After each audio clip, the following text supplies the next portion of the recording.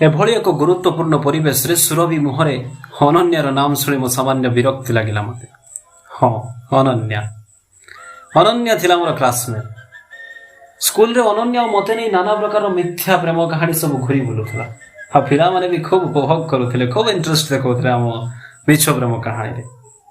अवश्य ए सब मोर और सुरभिर संपर्क कौन से भूल बुझामणा सृष्टि करुनथला, किंतु तथापि अनन्या को देखिले केजाणी कहीं सुरभिर मनटा असंभव भाव प्रतिक्रियाशील हो उठुला। ता भीतर दरदी मनटा किछि गोटे हराई देवार आशंकार आतंकित हो उठुला। केबे जदि विद्यालय रे मु अनन्या सह कथा होथवार देखे तेबे सुरभि भीषण भाव में लगी जाए। हाँ, अबुझा झीटी परी कहे तमे अनन्या सह कथा हबनी, से जमा भल नुहे।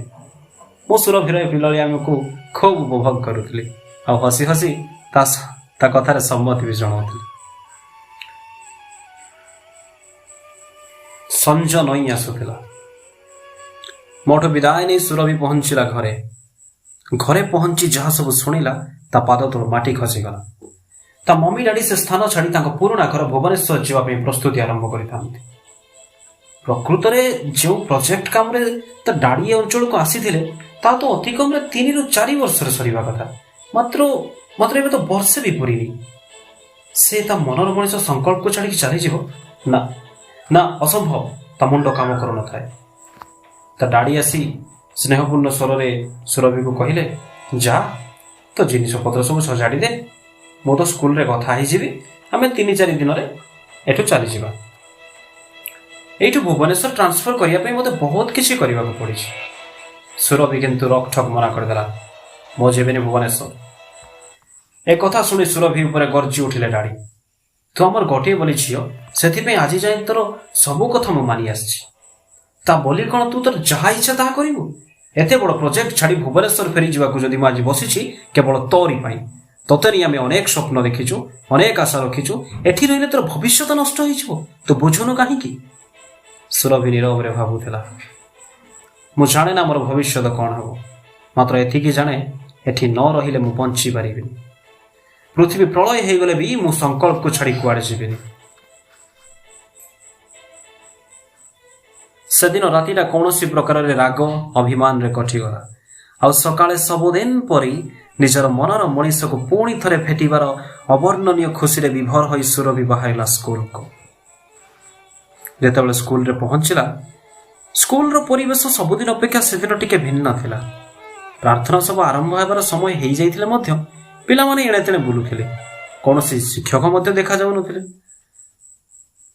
सुरभि पिला मानक ठारू बुझिला जे अनन्यार पितामाता आसीछंती स्कूल को। आउ सब सार मान सहित सेमानकर किछि गुरुत्वपूर्ण आलोचना चलछि टीचर्स कमन रूम रे।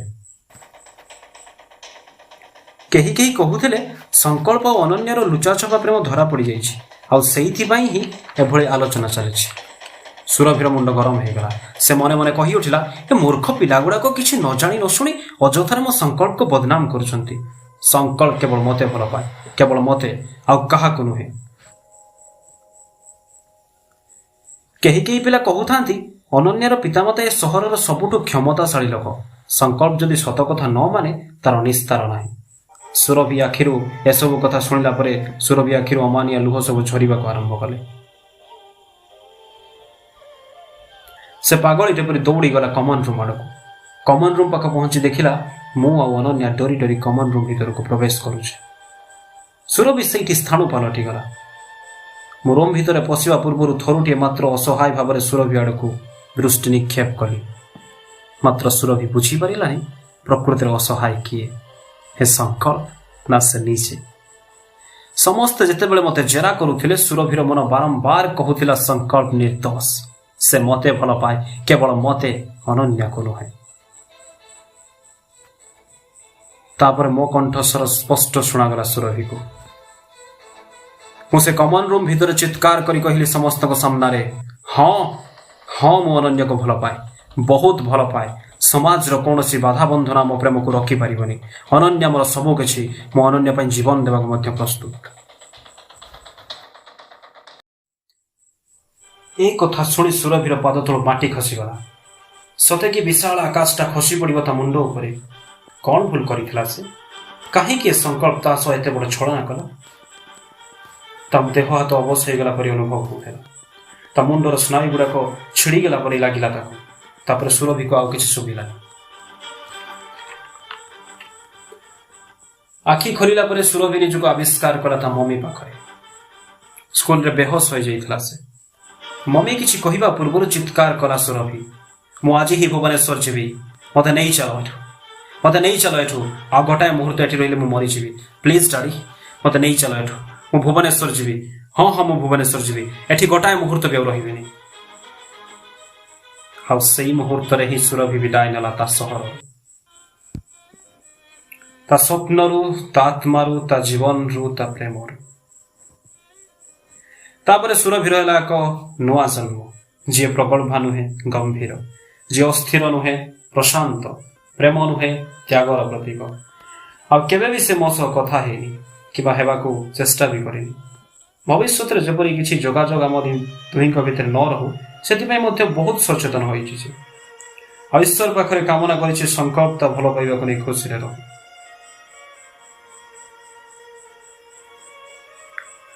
ଓହ, ଏକ ଦୀର୍ଘ ନିଶ୍ୱାସ ବାହାରି ଆସିଲା ସୁରଭି ଛାତି। ପାର୍କର ବଡ଼ ଶାଗୁଆନ ଗଛରୁ ଅଜଣା ପକ୍ଷୀ ଦିଟା ଡେଣା ଝାଡ଼ି ଉଡ଼ିଗଲେ ମୁକ୍ତ ଆକାଶ। ସତରେ ସତରେ ପଶୁପକ୍ଷୀମାନଙ୍କର କୌଣସି ବନ୍ଧନ ନଥାଏ, କିନ୍ତୁ ମଣିଷ କେତେ ପରାଧୀନ, କେତେ ଅସହାୟ। ସମଗ୍ର ପରିବେଶର ନୀରବତାକୁ ଭଙ୍ଗ କରି ସୁରଭି କହିଲା, ଅନନ୍ୟ କେମିତି ଅଛନ୍ତି ସଂକଳ୍ପ? ସୁରଭିର ଏ ପ୍ରଶ୍ନରେ ହଠାତ୍ ଅପ୍ରସ୍ତୁତ ହୋଇ ପଡ଼ିଲେ। ମାତ୍ର ନିଜକୁ ସମ୍ଭାଳି ନେଇ କହିଲି, ଅନନ୍ୟା ବହୁତ ଭଲ ଅଛି ସୁରଭି। ସମାଜର ସମସ୍ତ ନୀତି ନିୟମ, ଅନୁଶାସନ, ବାଧାବନ୍ଧନ ତା ଭଲ ପାଇବା ଆଗରେ ହାର ମାନିଛି। ସୁରଭି ନିଜ ଆଖି କୋଣରେ ଜକେଇ ଆସୁଥିବା ଲୁହକୁ ଲୁଚେଇବାକୁ ବହୁତ ଚେଷ୍ଟା କରୁଥିଲେ ବି ମୁଁ ତାହା ସ୍ପଷ୍ଟ ଦେଖିପାରୁଥିଲି। ସତେ ଯେମିତି ସେ ଲୁହ ବିନ୍ଦୁ ବି ମୋତେ ଧିକ୍କାର କରୁଥିଲା। ସୁରଭିର ଅନ୍ତରାତ୍ମା ଯେମିତି ଚିତ୍କାର କରି ପ୍ରଶ୍ନ କରୁଥିଲା ମୋତେ, ମୋ ଭଲ ପାଇବାରେ କେଉଁଠି ଭୁଲ ରହିଗଲା ସଂକଳ୍ପ, ଯୋଉଥିପାଇଁ ଅନନ୍ୟା ଜିତିଗଲା ଆଉ ମୁଁ ହାରିଗଲି? କୁହ ସଂକଳ୍ପ, କୁହ, କାହିଁକି ମୋତେ ଏତେ ସ୍ୱପ୍ନ ଦେଖେଇଲ? ଆଉ କାହିଁକି ସେ ସ୍ୱପ୍ନକୁ ଏତେ ନିର୍ଦ୍ଦୟ ଭାବରେ ଲୁଟି ନେଲ? କାହିଁକି? କୁହ ସଂକଳ୍ପ, କୁହ। ସୁରଭି ଚୁପ୍ ଥିଲେ ବି ତାର ଅନ୍ତରାତ୍ମା ପଚାରୁଥିବା ପ୍ରଶ୍ନ ସବୁ ସ୍ପଷ୍ଟ ଶୁଭୁଥିଲା ମୋତେ।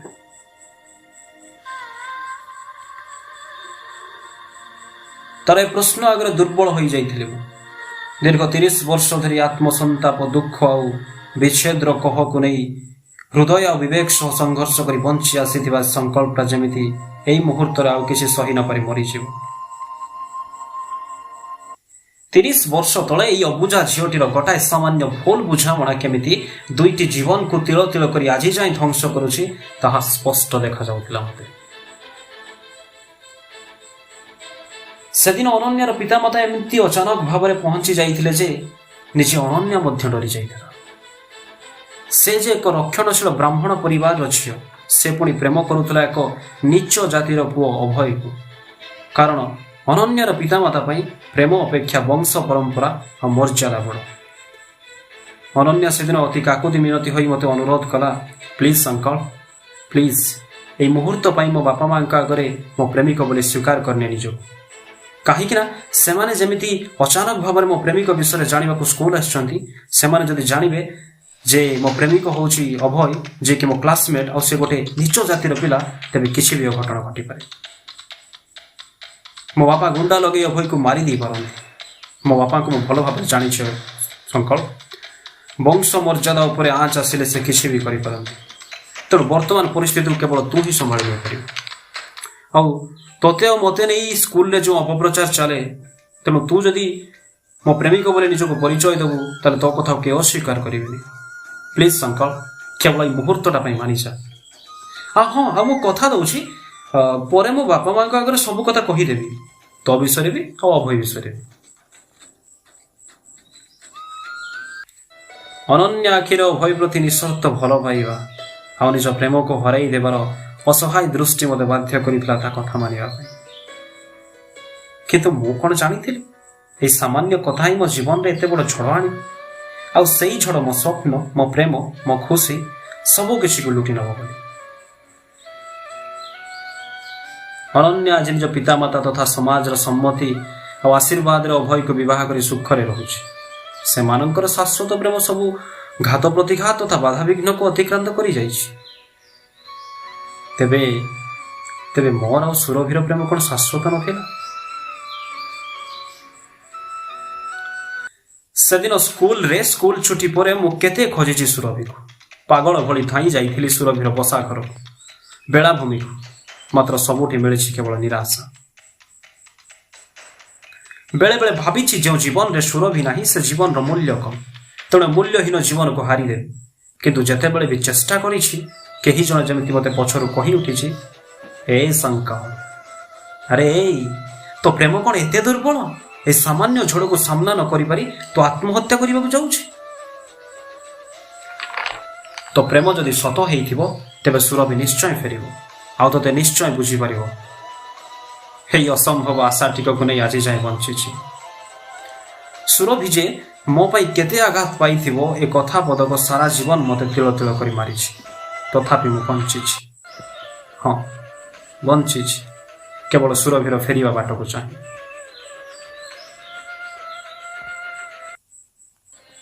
ସେତେବେଳକୁ ମୁଁ ଜାଣି ସାରିଥିଲି ଯେ ସୁରଭି ଅବିବାହିତା। ସେ ଯେ କେବଳ ମୋହରି ପାଇଁ ସାରା ଜୀବନ ଏକା ରହିବାର ଶପଥ ନେଇଛି, ଏକଥା ଜାଣିଲା ପରେ ଗର୍ବରେ ଛାତି ଫୁଲି ଉଠୁଥିଲା। ସେହି ମୁହୂର୍ତ୍ତରେ ମୁଁ ନିଜକୁ ଭାବୁଥିଲି ଦୁନିଆର ସବୁଠୁ ଭାଗ୍ୟବାନ ପ୍ରେମିକ। ମୋର ଇଚ୍ଛା ହେଉଥିଲା ଏଇ ମୁହୂର୍ତ୍ତରେ କହିଦେବି ସେଦିନର ଘଟଣାବଳୀ ସବୁ, ଆଉ ଦୂର କରିଦେବି ସବୁ ଭୁଲ ବୁଝାମଣା। ତାପରେ ନିଜର ପ୍ରାଣପ୍ରିୟା ସୁରଭି ଆଗରେ ଆଣ୍ଠୁମାଡ଼ି ବସି ପଡ଼ି କହିବି, ହେ ପ୍ରେମର ଲାସ୍ୟମୟୀ ଦେବୀ ସୁରଭି,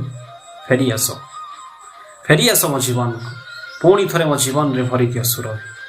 ପୁଣି ଥରେ ମୋ ମନ ଅଗଣାରେ ପାରିଜାତ ସାଜି ଧନ୍ୟ କର ମୋ ଜୀବନକୁ, ମୋ ଅଧୁରା କାହାଣୀକୁ ତଥା ଏ ସଂକଳ୍ପକୁ। କିନ୍ତୁ ପାରିଲିନି। ହୁଏତ ମୁଁ ଯାହା ଭାବୁଥିଲି ତାହା କେବଳ ସ୍ୱପ୍ନ, ଯାହାକି କେବେ ସମ୍ଭବ ହେବନି।